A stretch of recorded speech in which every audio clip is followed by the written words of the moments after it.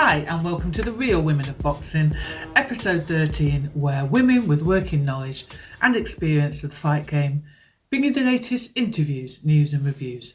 I'm your host Jacqui-lee Pryce, and stay tuned for an interview I filmed earlier this week with three-time national champion and standout boxer of the IEBA Women's World Championships, Cindy Ngamba.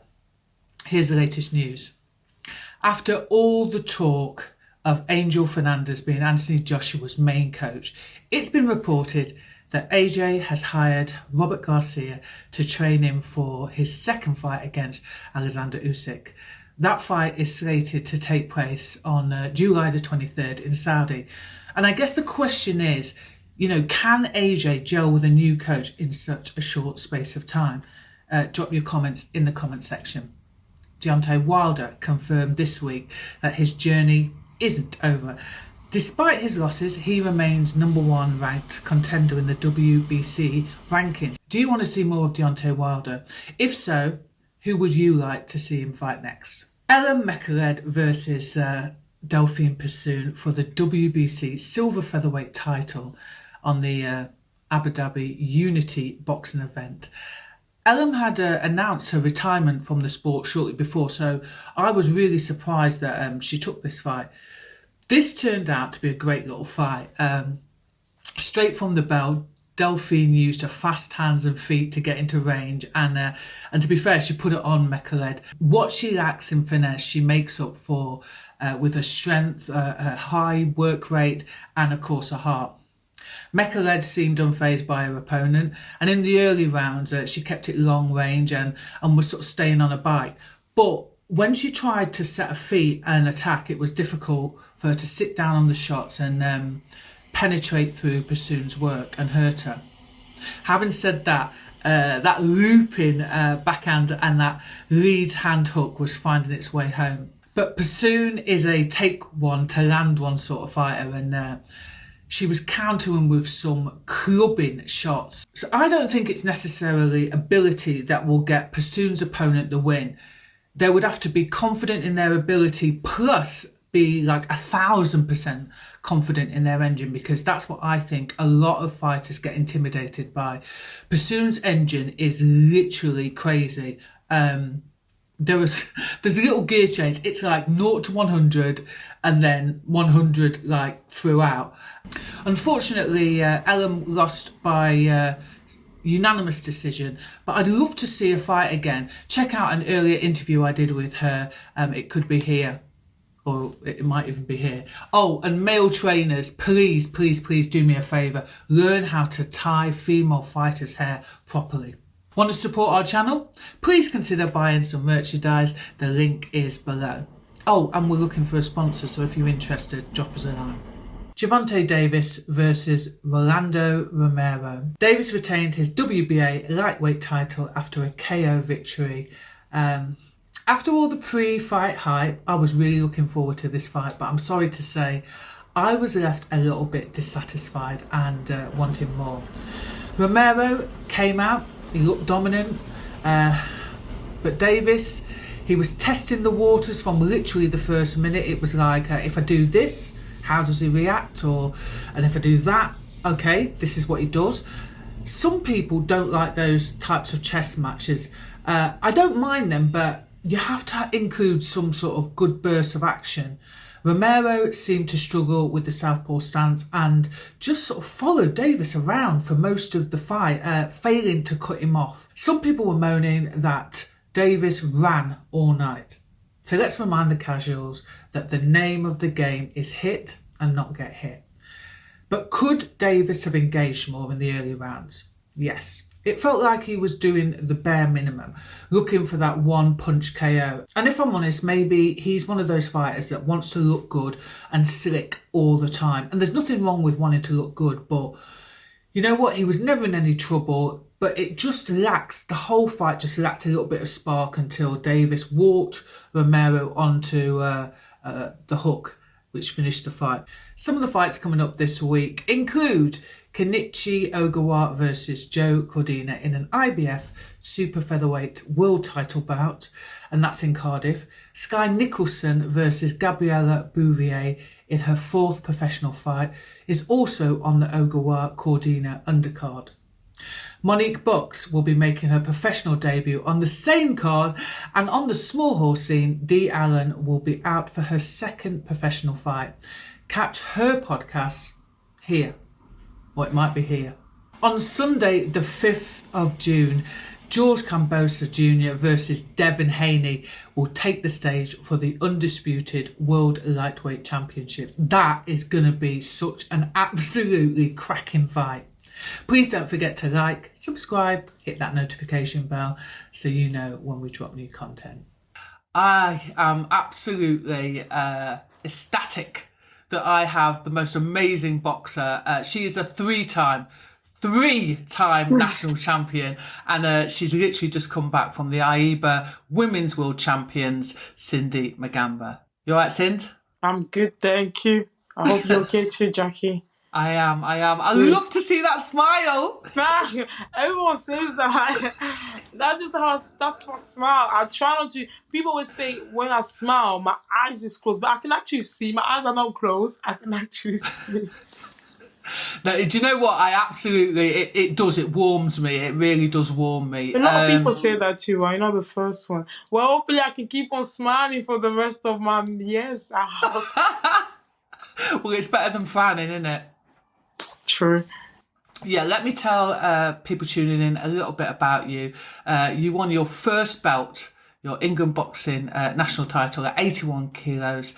And then you went back for a second go at 75 and you cleared up. And then finally this year, April this year, you won the 70 kg belt. So how does it feel to be a three-time It feels good. England boxing champion? Awesome, it feels good. It feels great. I'm thankful, man. I just work hard, you know. I work hard, and if I see something and I believe in myself, then I'll just go for it. A lot of my coaches will be like, I don't know about 70, but then once I did 75, the thing with me is when I'm fighting, I'm never 75 on the dot. I'm always like 72, 73, you know, I'm never, so it's like, so that moment when I won the second one, I was like, okay, it's only a couple of, to me it was like, oh, it's only a couple of kg. I'm sure I can get that off, not in a bad way, but in a good way of training, grafting, and having the right diet, the right food amount, and the right training. I managed to just cut the weight easily. There was no struggle, no problem. In this boxing game, you have to be very disciplined, and you have to believe in yourself and have the trust in yourself. Because you're at the end of the day, believe all the people that you are with you. You know, you respect them, you appreciate them. They're there to help you, to push you. But then it's like you're the only one that can listen to your voice and strive through. You know, you have to be the only one that push, and not listen to that voice that says stop. It hurts. It's painful. You know, and just keep on going. I like that advice. And I think it's important to say that you started boxing at 110 kg. Oh, yes, I did. Wow. It's a couple of many years ago in 2015. I was 110 kg. And it's a long story, man. But I think the only one I can actually say that got me into boxing is my brother. He's the only one that got me into boxing. So I was 110 kg, finished school, and at home doing nothing, and was going out, just being a naughty kid. And my brother was like, you know what, okay, and we got to keep you busy. And because I've always been strong, even when I was a big girl, I was always strong. So my brother said, you know what, go out there. There's a club, this club, go out there in this club. It's a youth club where they had different type of sport. And then my brother gave me the leaflet. I went on the opening day. They did football, boxing, but then I went to the boxing female team. I got bored because the training was just the same thing over and over again. And it wasn't really like as hectic as boxing. So on my way down in the youth club, I was coming down. I saw like loads of lads coming out coming out of a room sweating, and I was like, "What is happening? Yeah, what's all these boys? You know, they were all sweating, pouring on sweat." I'm like, you know what? Let me go and check in. I walk in and I just see full of boys in the gym. There was a ring there, boys boxing, punching each other's head on the bag, pads, skipping, doing exercise. I'm like, it was a hot, smelly. I'm like, this is my kind of, I like this. I like this. I liked it, but at the same time, I was like, I don't know about because it was all boys. So imagine an only girl opening and walking in, then everyone turn around, they look at you because you're a girl. It's true. They all turn around, look at you, a girl, and I'm like, came on the first day, still 110 kg, and my coach, which is still my coach, and he's always with me. He's like my right hand, Dave Langon, and walking, and he's asking me, so what do you want to do? I'm like, I just want to lose some weight, I just want to try it out. And he gave me a skipping rope. He told me just skip. I couldn't even skip, Jacqui. I was not even able to, not just the normal jump one. I was not even able to skip, and he made me skip for like 3 months, 4 months. That's all I was doing. Skipping.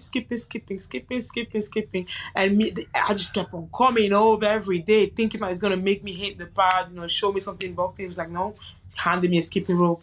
Handed me a skipping rope. Handed me a skipping rope. I think he was just trying to test whether I was going to give up or something. It was just test, but then the more I skipped, the more I just kept on dropping kg off.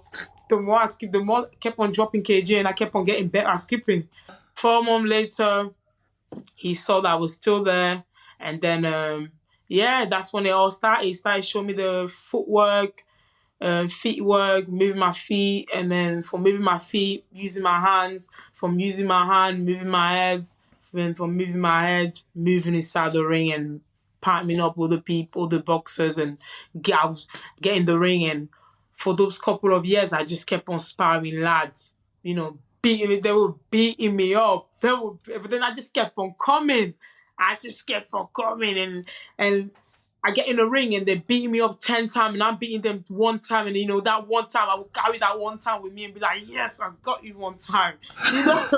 It is that feeling of like, I got you 1 time. And that's where it started from. And the weight just kept on dropping, 91 kg. That's when I had my first bout. In terms of, I guess we talk about tests. Yeah. I'm certain that he was testing you, and with that though, are you like really grateful for that test that happened to go on for a long time, but has it served you well?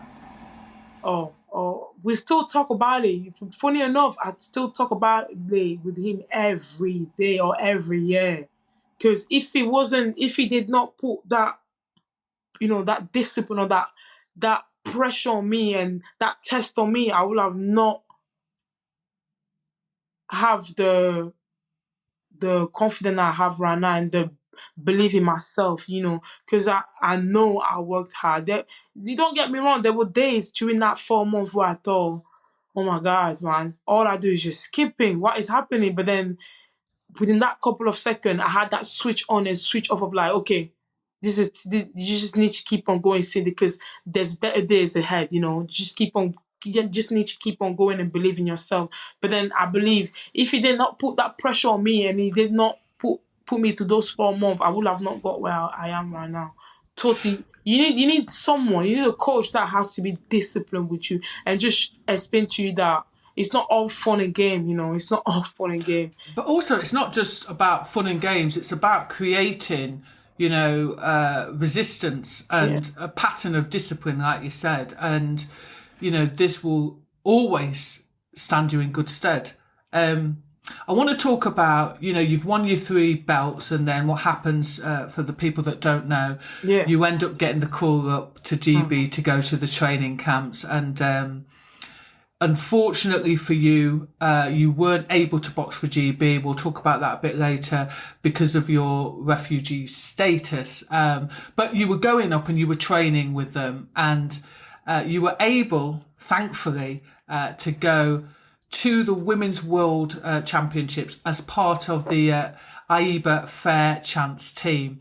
I'll just explain what that is. It was created in response to growing displacement and global humanitarian crises, and the aim is to support talented boxers who may not be in their native countries. Brilliant initiative. So although you were training with GB, you weren't able to go, and do you want to tell us the reason why? I was training with GB, and Amanda was the one that put search into it and learned a bit more about my status. Because when I tell people that I'm a refugee, they don't fully understand what it means, what a refugee can do and what a refugee cannot do, or where a refugee can go and where a refugee cannot go. So I had to like explain to Amanda Coulson my situation at the moment, and she was the one that told me, "Oh, there's a fair chance team in Ibo that can compete in some of the international competition," and and she pulled her strength and was the one that told the Iber people about me, and through that, she was able to, GB and her were able to find a way on me to compete in the World Championship. And GB took care of me. I was still training with them, training with the other girl that went to the World. And we traveled together, we stayed together. They made me feel they made me feel, and I did feel, and I do feel I was part of the team, and still now, even though I'm not part of the team paper wise, but they do feel as I am part of the team, and they're trying to help me sort it out for me. And I appreciate Amanda too, because she always put, always try her best for me. But then once there was a chance, she even tried even more harder, and I do appreciate her for that. So you do have your papers to stay here as a refugee, but it's a limited leave to remain. Yeah. I understand, and you have to apply. Is it next year or next year? For the indefinite? Yes. So we spoke about this before in an interview. That's the thing that actually was the reason given for you not being able to be part of GB, because effectively you're not a British citizen yet. Yeah, I'm not a British citizen, and it would take for me to be a British citizen, it would take a couple of years. So 2020, I got my refugee status, and then 2025 or 2026 is when I am guaranteed to apply for the British citizenship, which is where I have to do the whole, the test and the whole thing to be able to be given the British citizenship. So I've still got about 3 years before I am guaranteed to get the British citizenship. So with that, we would have lost you from the sport, basically. So this initiative, the Fair Chance team, you get to go to Turkey. So you did really well at the Worlds. You reached the last 8. Was that not your first international competition? Yes, it was. It was my first international competition out of my amateur career. Wow. Never, I've never boxed any. I've never been around all the girls that were from different countries that had. I went down there and I was speaking to one girl. She told me she had about 78 amateur fight, and I was like, what? I couldn't believe it. And if you look at me, I've only had, let's say, 15 amateur fight, and I was surrounded by people that had 40, 50, 60, 70 amateur fight, and I was like, wow. And I was surrounded with the best of the best in every country. And I didn't take advantage of nothing. I took everything in. You did really well. You defeated a 2 times bronze medalist, Lorena Borgerhain, on a split decision, 4-1. But unfortunately, you ended up missing out on the medal stages when you fought Elsina Helena Bangwa of Mozambique. She won by split decision or 3-2 split decision. Unfortunately, you didn't medal, which would have been the icing on the cake. But you just talked about all the incredible athletes that were there. Is that one of the most special things that you will take away from the games? When you box when you have another opponent in front of you, you only have 3 rounds to. You only have 3 rounds to figure out their style or their way they box and to be able to beat them. And when you're on the spot in a different environment and cameras are on you, people screaming, you're in a different country too. And, it's like, and then you have a different boxer from a different country. Her style is different. Her stand is different. You cannot lose the first round. Because if you lose the first round, then you have to to work hard more than them to trying to win the second and the third. And that experience I lacked because, like I said, first international. I'm not trying to make an excuse for myself, but but I would say one thing that though is that when I went out there internationally, it made me even more hungrier. It made me even more hungry, and I was able to see myself through that in that ring and understand myself in that ring. And I have flashback of it all the time because I know what I'm capable of now, and I have that experience. I will take that experience with me to the future of what I have ahead. I'm assuming that you exceeded your own expectations at the game and also probably what GB expected you to do. And so when you get back to the UK, did they approach you? Did they speak to you now about fixing your papers and hopefully you boxing for GB in the future? From when I was in Turkey and the way I fought then, what I've shown, I've told people about me because I'm sure a lot of people never knew about me internationally. So when I got out there and I fought the Olympic bronze medalist and I beat her, a lot of people were like, "Whoa, what the hell is this girl? Who is this girl beating the Olympic winner?" Because I think she beat Romano, one of the GB boxers, a long time ago. So for me to be able to beat her, a lot of people couldn't believe it. I think her coaches, even herself, couldn't believe. When I was in ring with her, she was like, "How's this girl?" But yeah, GB boxing will have called me and they've told me that they have found a way. So there's two directions and it's to do with having to find which direction is best to take. I only know a little bit, so they'll be able to give me in detail on what we can the next step we can take. But yeah, it's looking good. That's really good to hear that they're able to move some mountains for you. So you're obviously very, very talented. What's your club called? It's from Bolton.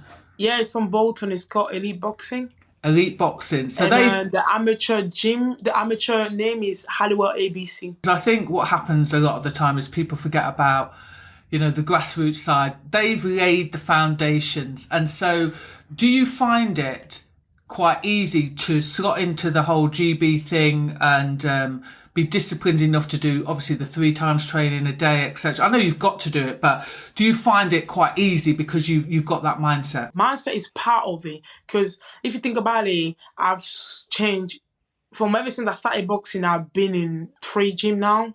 I've changed gym over and over again because I was in my youth club, Bolton Lads and Girls Club in Bolton, and then I moved to via my coach Dave Langon, which he was Jamie Moore's trainer. I moved to VIP and I trained in VIP gym there with Jamie and Nigel Travis. And that's when I was starting inspiring Chantel Cameron, like loads. And then from there, I went to Moss Side in Nigel Travis' gym because it was too far for me. And then Nigel himself, he's the one that introduced me to Alex Matvick, which is just here in Bolton. Nigel Travis was the captain of the club that I boxed for, Fitzroy Lodge. Oh, nice. So I know him well. That's good. He's a good man. He is, to be fair. And to be fair, Moss Side Fire Station ABC, I don't think I called it the right name, but you know what I mean. It's actually a really, really great club. It really is. You spent most of your childhood in Cameroon and then you moved to France and you spent 2 years there and then you came to England at 11 years of age. Can I ask you the reason why you were given refugee status? Because my dad brought me here legally with my brother. So, and then, but then when we came here in 2011, we stayed in the country for a couple of years. So we went to school without Home Office knowing that we were in this country. When I turned 15, my brother turned 16, my dad started applying for paper. So the Home Office was like, wait a minute. These people have been in this country for this amount of years. They've been going to school. And all of a sudden, we never knew they were in this country for this amount of years. And they came illegally and you're trying to apply for paper, My dad tried it. My mom sent money from France and we spent thousands and it did not work. I think we must have spent a mad amount of thousands. Jesus Christ. And then one day, the law, they were like, the judges during when I was applying for my paper, he said one of the reasons to why you need your good reason why you need to bring to us when when you're in court, it has to be written in the law, And I don't know why I never used it before. Maybe because I was in my father's house. I'm gay, so in my country it's illegal to be gay. So if you're gay, you can put in prison. You can get killed, and so I use my sexuality to the reason to why they couldn't kick me out of the country. Don't get me wrong. I use my boxing. I got GB boxing. They brought me a letter at that time when I had my first assessment with them in 2019, saying that look, we got a girl here. She's really good, and we think you should give us British citizenship paper because we believe she's good for this Olympic. The previous Olympic. They wanted to take me for the previous Olympic, but still. They said no. The reason why we can give you the paper is if it's written in the law. So they gave me the protection, which is the refugee status. It made me laugh when you. I shouldn't laugh, but you were here for a number of years illegally, and then the Home Office go, "Well, hold on, how did we not know?" It's like, well, because you didn't do your work properly. But what would you say to people that go, well, she came here illegally, she doesn't deserve to stay? Well, come on, at the end of the day, how many people in this world, in this country, have come in this country illegally, and they have done so many amazing things, and you will not look at those amazing things that they have done and go back and be like, you know what, they came here illegally, I'm only going to focus on that, No, it's not like when I came here in this country illegally, I was doing nothing. I did exactly what every child, British citizen child did. I went to school. I came here when I was 11 years old. I couldn't go to primary school anymore. I was let's say a big girl. So I went to school. Actually, I didn't even go to school first. I went to a school where they taught me English because I was not able to speak English. Is not my first language. French is my first language. I speak French fluently. Until now, I speak French fluently. So I had to learn English. I went to school that taught me English for 2 years. After that, I went to school. And even from school, I wasn't just going into lessons. I was still going to another building where they would teach me how to, pronounce the word in English properly and which have that tone in English. So it's not like I was just sitting on my back, just doing nothing. I went to school, I went to college, and I'm in university now. I actually want to have, I want to go to that education. Your answer is basically that you're using your opportunity. Yeah. And you're, taking it with both hands, and you're really using it to move forward in life.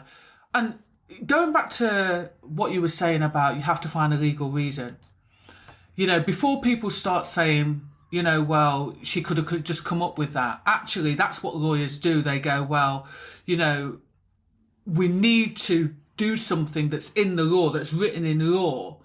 And so they will then question you as to X, Y, and Z, what's going on in your life. It's pretty normal, isn't it? And I'm wondering if that was quite difficult, though, to come out as well. Yeah, because, listen, I lived in my family, my dad and my stepmom's house. When I came out to my mom didn't take it really well. But now, if you look at how she didn't take it well, how she is now, she's fully understanding. She loves it. When you live in a family home, for my background, I'm a pure Black African, and my parents have the mindset is old mindset, and they still have, and it's fine by them. It's fine by that because if I wasn't brought into this new generation, I was educated, I would have still had that mindset, And when you say about mindset, we better say it. There are some people in the Black community that are homophobic, as there are in all communities. But it is quite difficult for young Black people to come out. Indeed, it was for me. And at that time, when we were trying over and over and over again to fix my paper, for that couple of years, it did not come to me that I could have used my sexuality. Or maybe because I was hidden in a way of like being a bit anxious on saying it out loud, or maybe because I just didn't know. When I got into court and the judge said to me, we're going to give you the refugee status, I could not believe. I was just numb. And a lot of people told me, oh, you have your paper now. Are you not happy? Are you not full of? I'm like, I'm just numb. I spent the 7 years spending money, the amount of money that we spent it. And, Jackie, every time I was trying, I came in my house and I felt like, oh my God, Home Office is going to come and take me at any moment. I'm going to go back into the country that I've not been there for so many years. All the things that I've created, I've got myself here in this country, in England, is just going to go like that poof. So just so people understand the context, it is illegal to be gay in Cameroon. Should the Home Office have sent you home, what would the consequences be of that? I don't know. All I know is that my sexuality being out there in my Cameroon, I would have been in danger for sure. I would have been trying to find the way to survive in that country because even my mom said it herself. She was like, if they send you back home, then, my mom is not in Cameroon, she's in France. My whole family is in France or England or the European country, like Germany or USA. So by me going back there, how would I survive? It's like I have to an adult for my own self, even though I wasn't even though I'm an adult here and I had a life for me. But then once you put me in a country where I've not been there for so many years and I left ever since I was a child, I basically have nothing there. And it's like I have to find a way by myself and try to survive by myself. At the same time, try to keep myself safe. Don't get me wrong. I did think about like, okay, I did plan, okay, they're going to send me back. Where am I going to start from? Sad enough, the amount of time I tried and the amount of time they said no, I was counting the days. I was like, okay, I have this amount of month, this amount of week. Or, you know what? The Home Office might feel like, we know what, we're just going to take us straight away when we say no. And it's like, so what do I have on me? If they take me right now, do I have enough? It's like, it's the type of thing that you will not want, don't want a human. And don't get me wrong, there's many people out there that go through that. They must have had it worse than me, Home Office must have said no and took them straight away like that. Me, I've had chance where I've been said no 6 times and I was left in this country to keep on going, but that doesn't leave the thing of my brain going to the point of like, I have to keep on going my daily day job, training, school, education, and smile at my friend, still having the back of my thought of, oh, Home Office said no. How do you live with that, that constant fear? To tell you, Jackie, I don't think there's a way around it. It's one of those one where you just have to take it in. There's no way around it. There's no way around it. Until you have experienced it, you cannot understand. And even though I have experienced it, I can't put into words. Because every time I was said no, I was just numb. But then I think at the same time, because me and my brother was there with me, and my brother only got his paper a couple of months ago, like me.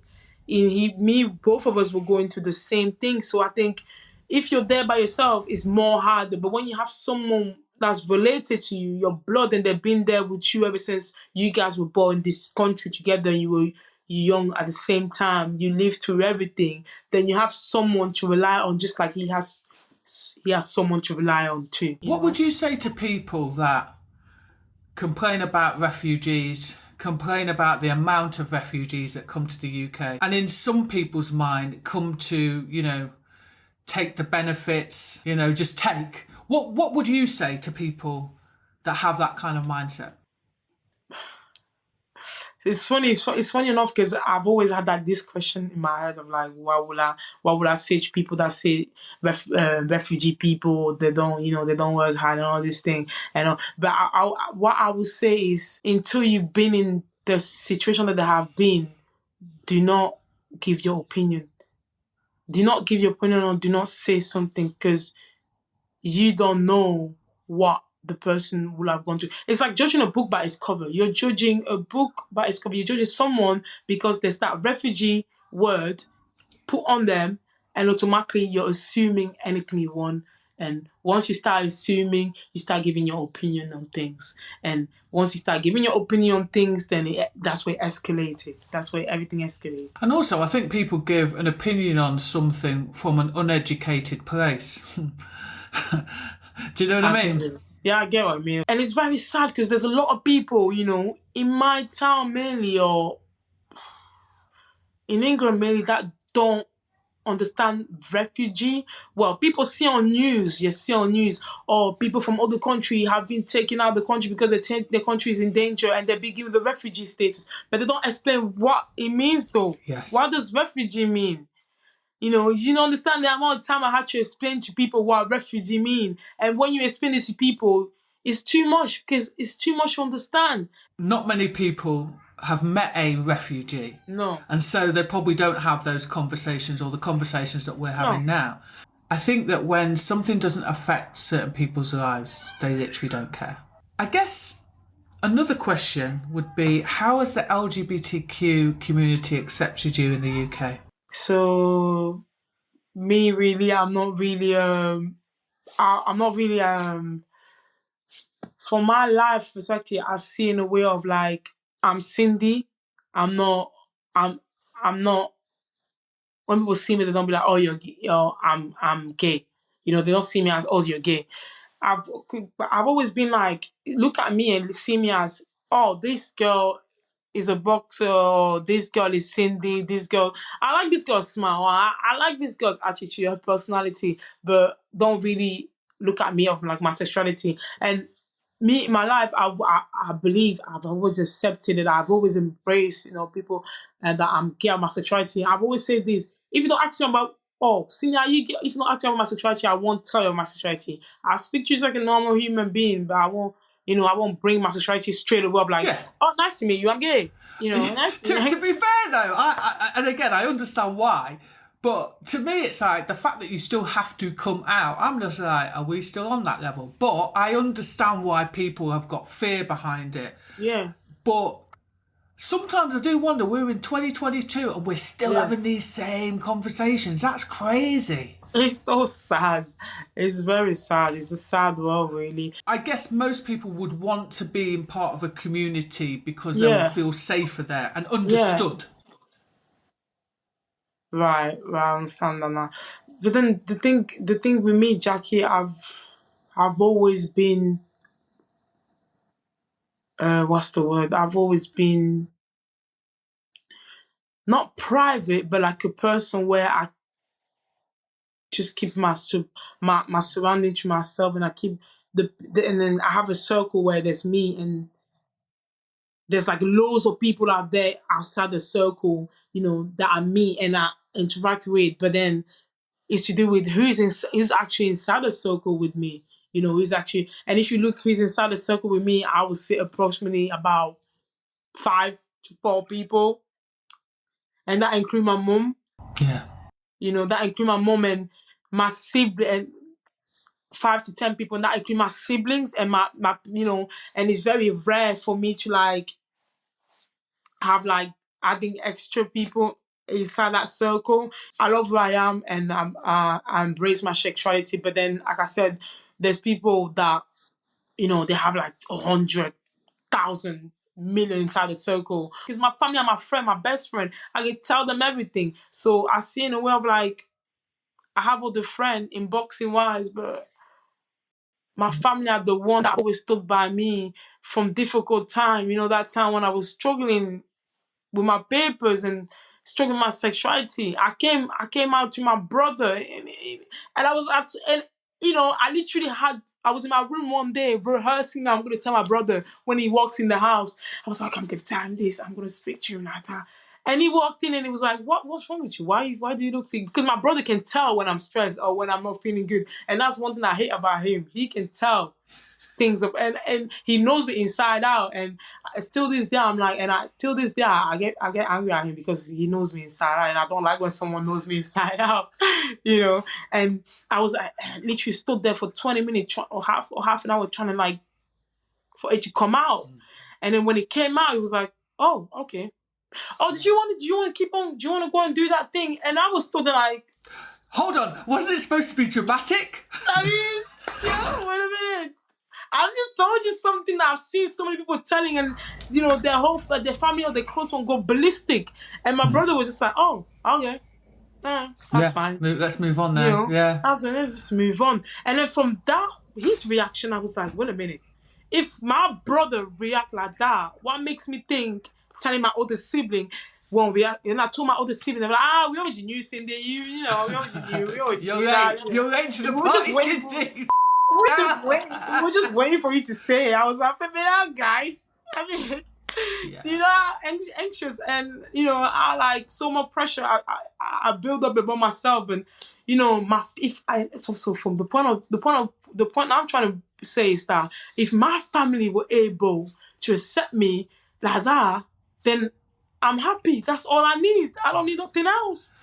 I'm guessing though now you will become, a bit of an icon, a bit of, somebody for people in the LGBTQ community to look up to.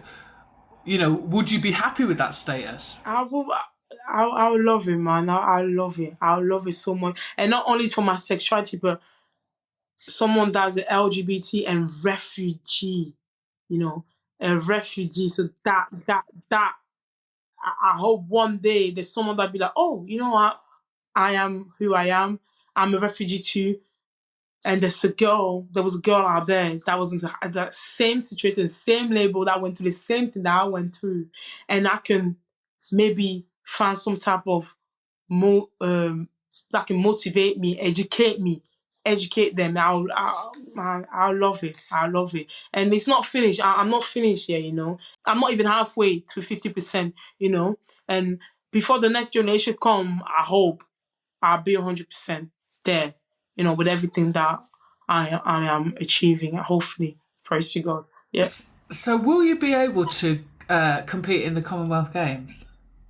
Please God. No, we don't know.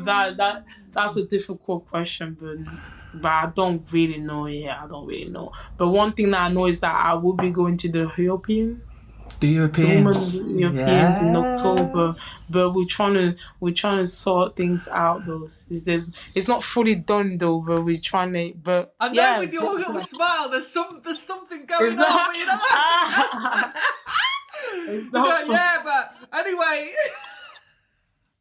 I absolutely adore the smile. I really do. Thank you. Listen, Cindy, if you're not able to go to the Commonwealth, I know that you'll be working away somewhere silently. And, I wish you all the best for the future. Thank you. But what I will say, you have got such a beautiful spirit. You really have got the most beautiful spirit. And I would be surprised. You were saying about, how people warm to you at the World Games. That's about what's in there. And it's been an absolute pleasure. It really has to interview you again. And I wish you all the best in the future. Thank you very much, Jacqui. You too.